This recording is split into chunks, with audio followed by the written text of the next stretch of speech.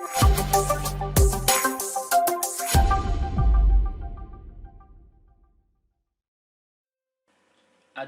qada salat? Dalam hal meninggalkan salat, sebuah ulama sepakat bahwa yang meninggalkan salat harus mengqadanya kalau ia meninggalkannya karena lupa atau tertidur. Ini berdasarkan hadis Nabi Muhammad SAW yang memang secara khusus menyebutkan itu. Siapa yang lupa salat dan meninggalkannya atau tertidur, maka kafaratnya ialah ia harus mengerjakannya ketika ia ingat. Hadis riwayat Muslim. Sampai sini tidak ada masalah. Tapi kemudian ulama berselisih paham tentang orang yang meninggalkan salat karena sengaja tanpa uzur, apakah ia harus mengqadanya atau tidak. Tidak ada qada, ini adalah pendapat mazhab Zuhri dan didukung oleh Syekh Ibnu Taimiyah.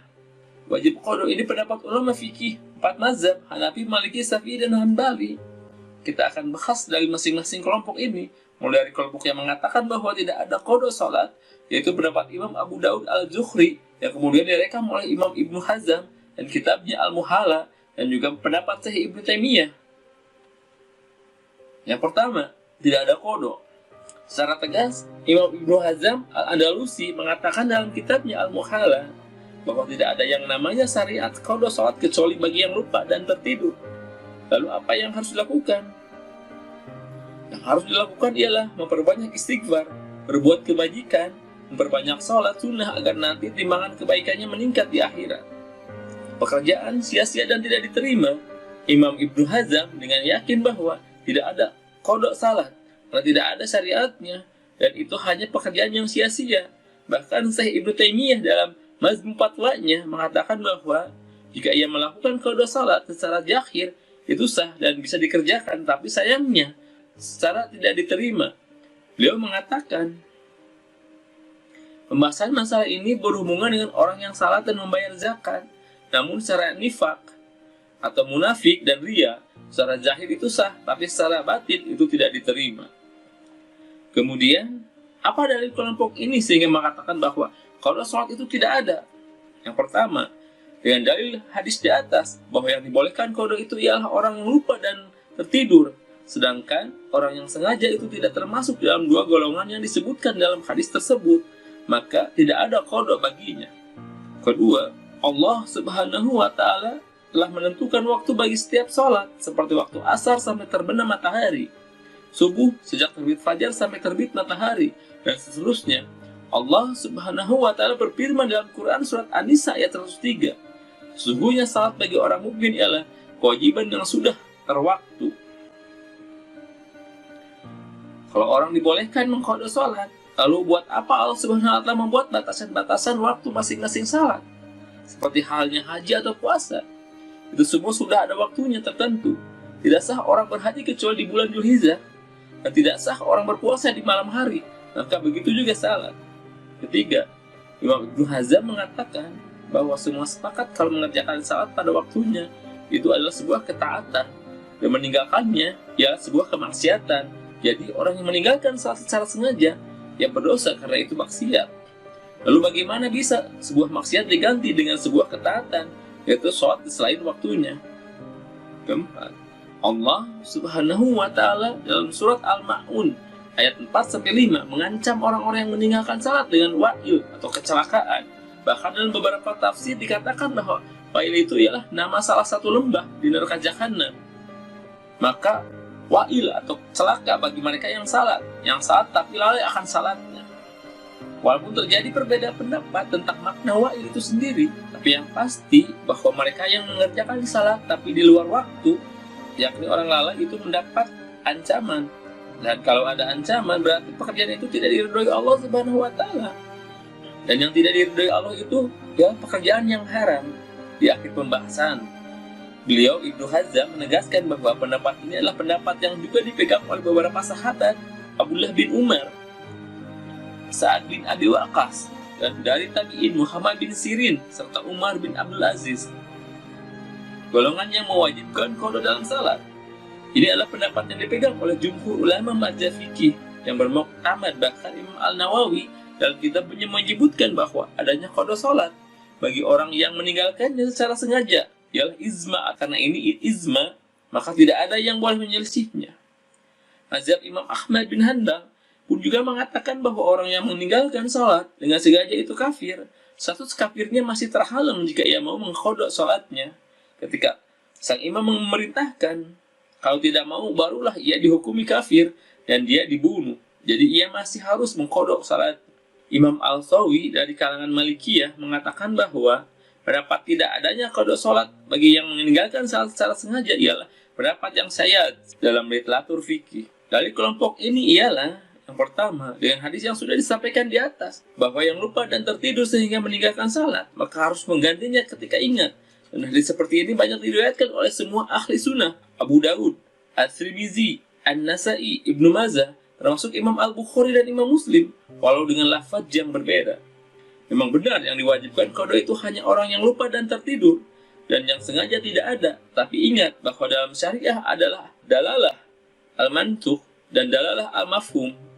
Mantuk atau teksnya memang tidak disebutkan, tapi mafhum yang dipahami dari konteksnya, justru yang meninggalkan salat dengan sengaja lebih wajib mengkodok. Ini yang disebut dengan qiyas jali. Kalau yang meninggalkan karena lupa dan tertidur aja harus mengkodok, padahal itu tak sengaja. Apalagi yang meninggalkannya dengan sengaja, maka kewajiban kodok jauh lebih berat untuknya. Sama seperti keharaman memukul orang tua yang telah menjadi kesepakatan oleh seluruh ulama sejagat raya. Tapi apakah ada dalil keharamannya? Tentu tidak ada. Yang ada itu ialah haram berucap kepada orang tua, sebagaimana disebutkan dalam surat Al-Isra ayat 23. Tapi ulama kemudian mengambil kesimpulan dengan memahami konteks yang ada, bukan hanya teksnya saja. Kalau berkata saja tidak boleh, apalagi memukul yang jauh lebih menyakitkan. Kenapa hanya orang lupa dan tertidur yang disebut? Imam Badar al-Din at-Aini, seorang fikih Hanafiyah, menjelaskan kenapa Nabi Muhammad SAW hanya menyebutkan orang tertidur dan lupa dalam hadis tersebut. Kenapa tidak langsung saja? Nabi Muhammad SAW mengatakan, siapa yang meninggalkan bukan dengan redaksi lupa atau tertidur. Itu karena Nabi SAW memperhatikan adab.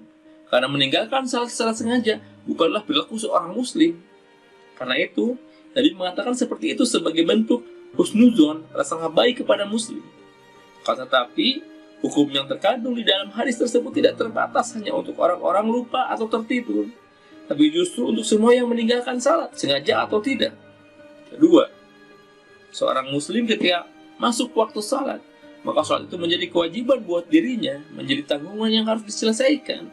Dan kewajiban itu tidak akan gugur sampai ia melaksanakannya. Walaupun waktunya telah lewat, kewajiban salat masih menempel kepadanya. Karena itu, sama sekali ia belum melaksanakannya. Sama seperti hutang, kewajiban melunasi hutang tersebut tidak gugur sampai ia melunasinya, walaupun telah lewat temponya lama. Salat pun demikian, yang menempel dalam dirinya seorang muslim dan tidak gugur sampai ia melaksanakannya. Kenapa disamakan dengan hutang? Nabi Muhammad SAW yang menyamakannya dengan hutang. Ingat bagaimana hadis Nabi SAW diriwayatkan oleh Imam Al-Bukhari dan Muslim dalam kitab sahihnya. Dalam satu riwayat disebutkan bahwa seorang datang ke Nabi dan mengatakan bahwa saudarinya bernazar untuk haji namun belum sempat melaksanakannya. Ia meninggal dunia. Hadis riwayat Bukhari. Dia menanyakan perihal kewajiban tersebut karena ketika seorang sudah bernazar, maka ia sama saja mewajibkan sesuatu yang dinazarinya. Itu untuk dilakukan walaupun sejatinya tidak wajib. Dalam riwayat lain, Sahih Muslim disebutkan dengan redaksi cerita yang berbeda tapi sama tentang kewajiban, yaitu tentang kewajiban puasa yang ditinggal oleh ibunya. Kemudian Nabi menjawab dengan jawaban yang sama pada hadis di atas. Bagaimana jika ibumu itu punya hutang, apakah kau akan melunasinya? Ia menjawab, ya. Nabi meneruskan, maka begitu juga hutang kepada Allah. Itu jauh lebih berhak untuk dilunasi. Hadis riwayat Muslim.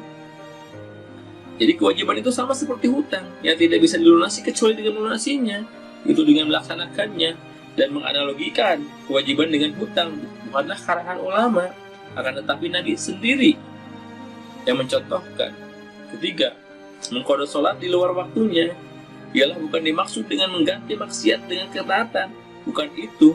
Mengqada sholat ialah melakukan kewajiban, yaitu kewajiban ketika seseorang tidak bisa melakukan kewajiban di waktunya yang tepat. Karena tidak bisa melakukan sholat pada waktunya, ia berdosa, tapi ia berkewajiban qada. Kalau memang mengganti kemaksiatan dengan ketaatan tercela sebagaimana disebutkan oleh kelompok pertama, tapi kenapa mereka mengharuskan orang-orang yang meninggalkan salat dengan perbanyak istighfar dan salat sunnah? Bukankah itu ketaatan? Kalau begitu, ini menjadi pertanyaan balik kepada mereka. Kenapa mereka mengganti kemaksiatan, meninggalkan salat dengan istighfar yang merupakan sebuah ketaatan? Keempat, Allah Subhanahu wa Ta'ala berfirman dalam surat Taha ayat 14, dan dirikanlah salat untuk mengingatku. Imam Al-Qurtubi, seorang ahli tafsir bermazhab Malikiyah yang membahas tafsir dalam kitabnya dengan pendekatan hukum fikih ini, menjelaskan bahwa ayat ini secara jelas mewajibkan seorang yang meninggalkan salat secara sengaja untuk mengqadanya. Karena ini perintah yang jelas untuk mengingat Allah Subhanahu wa Ta'ala. Maksudnya ialah mengingat Allah Subhanahu wa Ta'ala dengan salat. Maka yang belum salat belum mengingat Allah Subhanahu wa Ta'ala. Seorang muslim tidak dikatakan mengingat Allah Subhanahu wa Ta'ala sampai ia salat. Karena itu salat menjadi wajib walaupun sudah di luar waktu. Adapun pengkhususan orang yang tidur dan lupa sebagaimana dalam hadis, itu bukan pengkhususan kewajiban, akan tetapi itu khusus peniadaan dosa. Orang yang tertidur atau lupa, mereka tidak berdosa, akan tetapi tetap wajib qada. Dan yang meninggalkan salat dengan sengaja, ia berdosa karena itu maksiat dan tetap wajib qada. Bagaimana tidak? Toh yang lupa dan tertidur saja wajib qada, apalagi yang sadar. Wallahu a'lam bishawab.